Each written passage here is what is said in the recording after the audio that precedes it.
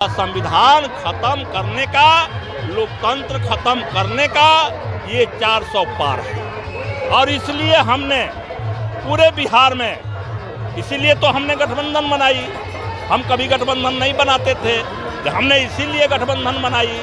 और पूरे बिहार में, पूरे देश में यह बात जा रहा है कि किसी भी कीमत पर हमको संविधान की रक्षा करनी है। इसके लिए जान की बाजी लगानी पड़े तो जान की बाजी लगा करके हम संविधान और लोकतंत्र की रक्षा करेंगे और भाजपा को 200 के नीचे सिमट करके रख देंगे। ये इलेक्टोरल बॉन्ड क्या है? ये धंधा दो, चंदा लो और वो पैसा को चुनाव में खर्च करके, गरीबों के वोट खरीद करके और सत्ता में बने रहो। तो हम जितने गरीब होंगे तो हमारे सामने तो ये मजबूरियां आती जाएगी ना। इसलिए हमें ये बाबा साहब का निर्देश है कि आर्थिक मोर्चे पर भी लड़ना है, राजनीतिक सामाजिक मोर्चे पर भी लड़ना है और वोट के अधिकार जो मिला है इसकी ताकत को समझ करके और अपनी सरकार बनानी है। विश्व विभूति भारत रत्न बाबा साहब डॉक्टर भीमराव अम्बेडकर जी का जयंती पूरे देश में नहीं, पूरे विश्व में हर्षोल्लास से मनाया जा रहा है। लेकिन सिवान में है हर साल के भांति इस साल भी देखिए पूरे धूमधाम से मनाया जा रहा है। थोड़ा सा कहेंगे, थोड़ा सा दिखा दीजिए। पूरे गांव देहात से लोग सिवान के अम्बेडकर स्मृति पार्क में पहुंचकर बाबा साहब डॉक्टर भीमराव अम्बेडकर जी का जयंती मना रहे हैं। लेकिन दरौली से और भाकपा माले के कदावर नेता हैं माननीय सत्यदेव राम जी, इनसे हम बात करेंगे क्या इस देश में संविधान सुरक्षित है, क्या आज मॉडर्न युग में क्या इनके समाज के लोग क्या अब एक समान हो गए हैं। इसी मुद्दे पर हम बात करेंगे। बहुत बहुत स्वागत है सर। चलिए, आपका भी स्वागत है। आज 14 अप्रैल है जी। आज ही के दिन बाबा साहब, श्रद्धेय पूज्य बाबा साहब डॉक्टर भीमराव अम्बेडकर जी का जन्म हुआ था। इस जन्म दिवस को पूरे बिहार में देखा जा रहा है कि बहुजन समाज बड़े खुशी और उल्लास के साथ जयंती मना रहा है। सारे बंधनों के बावजूद आचार संहिता लागू है और उस आचार संहिता के आड़ में बहुत सारे जो मनुवादी अफसर हैं वो डिस्टर्ब करने की कोशिश कर रहे हैं। सिवान में भी डिस्टर्ब हुआ। सारे डिस्टर्ब के बाद पूरे बिहार में लोग उल्लास के साथ खुशी जयंती मना रहे हैं। यह देखने को मिल रहा है, सब फोन पर खबरें आ रही है। यह मुझे काफ़ी खुशी की बात है और मुझे आशा ही नहीं, पूर्ण विश्वास है कि अब लोग जाग गए हैं और लगातार जगते जा रहे हैं और इनकी जागरूकता से जो बाबा साहब का मिशन अधूरा है हम सब बहुजन मिलकर के पूरा करेंगे। भाजपा के तमाम नेता कह रहे हैं कहा कि 4 से पार होगा, 4 से पार करना है और भारतीय संविधान को खत्म करना है। 400 पार का अर्थ जो मैं समझता हूँ कि वो भाजपा तिक्रमी तरीका से वो कोशिश कर रही है और अपने कार्यकर्ताओं के अंदर दम भर रही है कि 400 पार। तो 400 पार का 2 अर्थ है।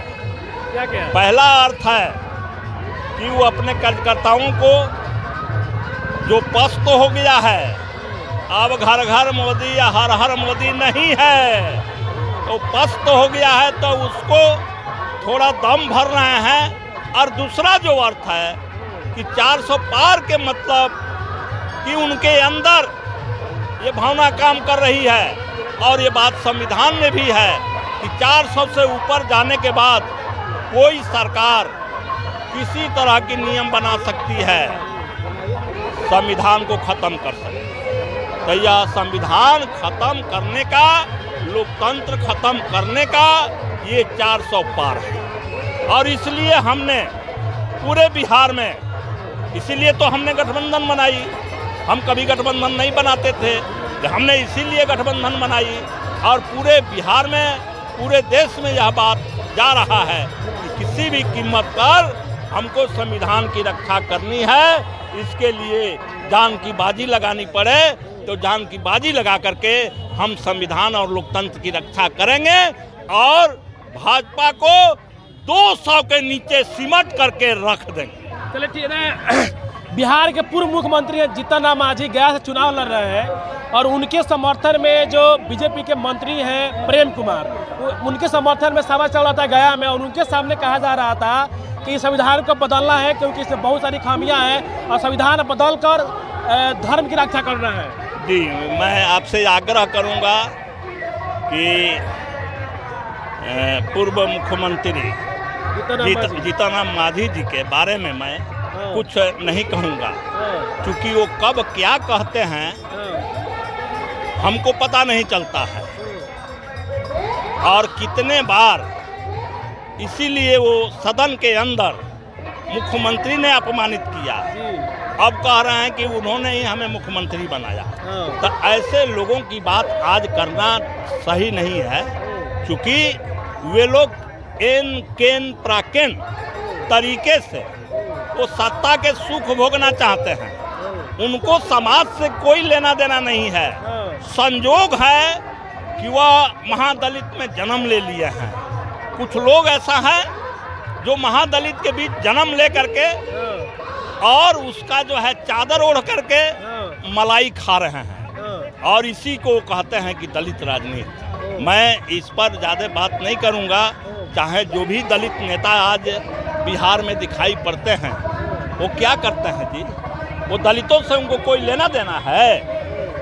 चाहे वो लोजपा के राष्ट्रीय अध्यक्ष हों चाहे हम के हों, ये लोग किसी तरह से वो अपना रोजी रोटी चला रहे हैं। इसलिए उनके सामने या उनके अनहे क्या बात हो रही है उसका कोई मतलब नहीं है। हम ये कहना चाहेंगे कि चाहे हम सत्ता में जाएंगे कि नहीं जाएंगे एक बात है, लेकिन लोकतंत्र और संविधान बचाने की आवाज़ हमारी बुलंद रहनी चाहिए। लेकिन वो बात सुन रहे हैं तो वैसे लोगों पर बात छोड़ दीजिए, उसको हटा दीजिए। सर, क्या अब इस देश में सारे लोग समान हो गए हैं? अब सारे लोग सम्मान से जी रहे हैं अब आपके समाज के लोग? देखिए, बाबा साहब ने जो वोट के अधिकार दिया, राजा हो या भंगी सबके वोट समान रहे और है, आज भी है। और वोट एक ताकत है। इस वोट के ताकत को हमारा समाज अभी पूरा नहीं समझ पाता है। अच्छा, पूरा नहीं समझ पाता है। हम जब बयान दे रहे थे तो रिपोर्टर ने ही पूछा कि लोग कुछ इधर उधर पैसा पर पाउच पर हो जाते हैं। हमने कहा कि नहीं, ये गलत बात है, लेकिन वोट की ताकत को अभी पूरा वो समझ नहीं पाता। इस बार वोट की ताकत को समझ रहा है। तो एक वोट से तो बराबरी आई है, लेकिन आर्थिक रूप में, राजनीतिक सामाजिक रूप में अभी बराबरी नहीं आई। इसलिए हमारी ये समझ है, हमारी ये मांग है कि हम वोट के मोर्चे पर इस वोट के ताकत को समझेंगे और हमारे हक लुटने वाले को हम वहाँ से ख़त्म करेंगे, वोट से ख़त्म करेंगे। लेकिन हम इस बात के लिए भी संघर्ष करेंगे, आंदोलन करेंगे कि हम आर्थिक रूप से भी स्ट्रांग हो, राजनीतिक सामाजिक रूप से भी स्ट्रांग हो। ये स्ट्रांग होने की अभी ज़रूरत है। और नहीं, अगर ये दो अधिकार हमें नहीं मिलेगा तो सिर्फ वोट के अधिकार करते करते हम इतना कमज़ोर हो जाएंगे कि ये वोट लेने का, वोट देने का कोई मतलब ही नहीं रहेगा। आप देख रहे हैं देश में ये इलेक्टोरल बॉन्ड क्या है। ये धंधा दो, चंदा लो और वो पैसा को चुनाव में खर्च करके, गरीबों के वोट खरीद करके और सत्ता में बने रहो। तो हम जितने गरीब होंगे तो हमारे सामने तो ये मजबूरियां आती जाएगी ना। इसलिए हमें ये बाबा साहब का निर्देश है कि आर्थिक मोर्चे पर भी लड़ना है, राजनीतिक सामाजिक मोर्चे पर भी लड़ना है और वोट के अधिकार जो मिला है इसकी ताकत को समझ करके और अपनी सरकार बनानी है।